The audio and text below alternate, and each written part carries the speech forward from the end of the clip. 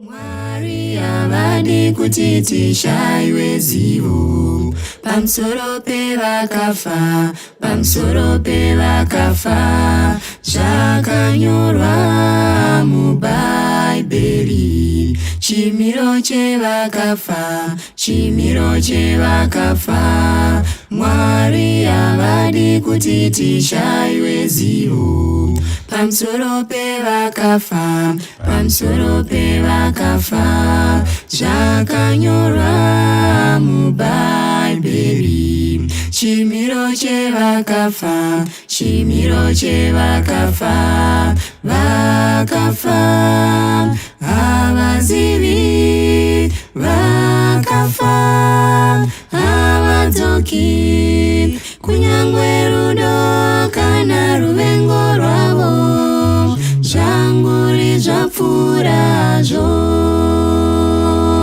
Vakafa havazivi, vakafa havadzoki, kunyangwe rudo kana ruvengo rwavo, zvanguri zvapfuura zvo.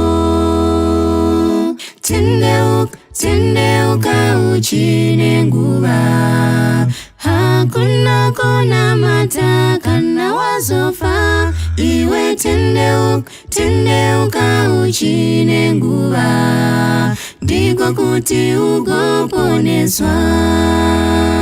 Zvino chivimbo chedu chiri parumuko, musi Jesu panouya ndipo vachamuka, vamwe vavo vachimuka kuupenyu, asi vamwe vachimuka kuti vazofa.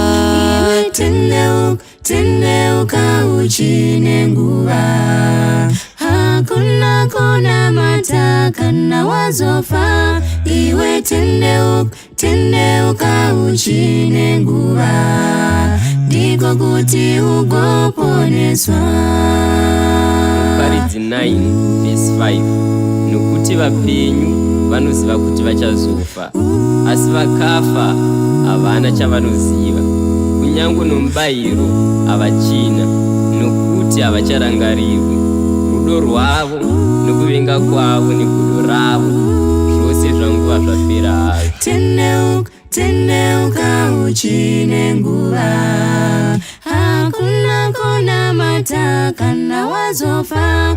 Iwe tendeuka, tendeuka uchine nguva, ndiko kuti ugoponeswa. Tendeuka.